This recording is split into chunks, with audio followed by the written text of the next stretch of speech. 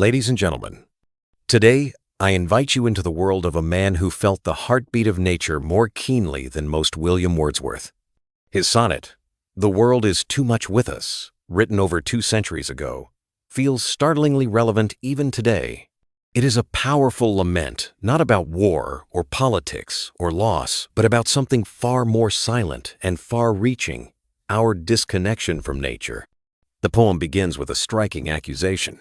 The world is too much with us. Late and soon, getting and spending, we waste our powers. We've given our hearts away. A sorrowful trade.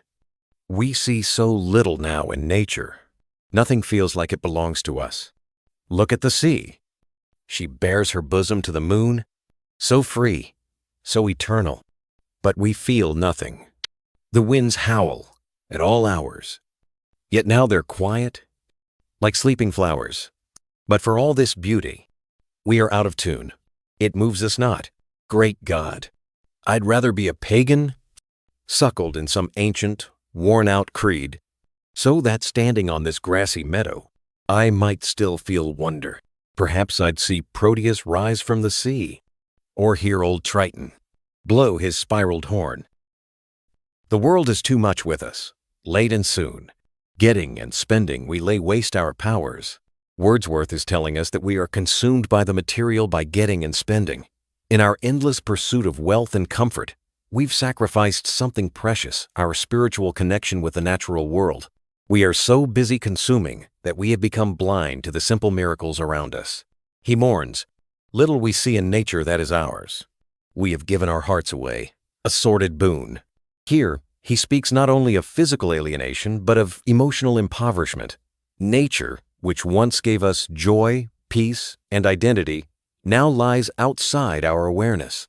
We've traded our hearts, that sacred human feeling, for a hollow gift, a sordid boon. Then comes one of the most beautiful sequences in English poetry. This sea that bears her bosom to the moon, the winds that will be howling at all hours, and are upgathered now like sleeping flowers.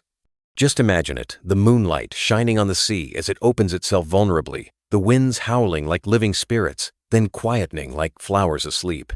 These images are both gentle and majestic.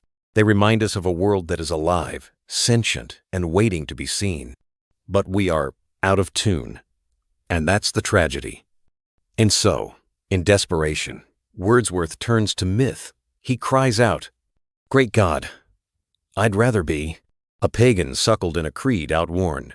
Rather than remain a modern man disconnected from the divine in nature," he says, "let me be an old pagan, someone who believed the earth and sea were alive with gods and spirits. At least then," he says, "I might have glimpses that would make me less forlorn, have sight of Proteus rising from the sea, or hear old Triton blow his wreathed horn." This is not superstition. This is yearning. He longs for a world where every wave, every gust of wind carried meaning, where wonder was not just imagined, but felt.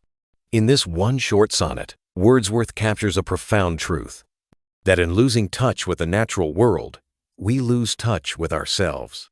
The poem is not just a warning, it is an invitation to slow down, to feel again, to listen, really listen to the waves, the wind, the birds, to let nature awaken something old and sacred within us. Let this poem be not only a relic of romantic poetry, but a mirror for our modern lives. Let us, in some small way, tune ourselves back to the music of the world. Hope you are enjoyed it.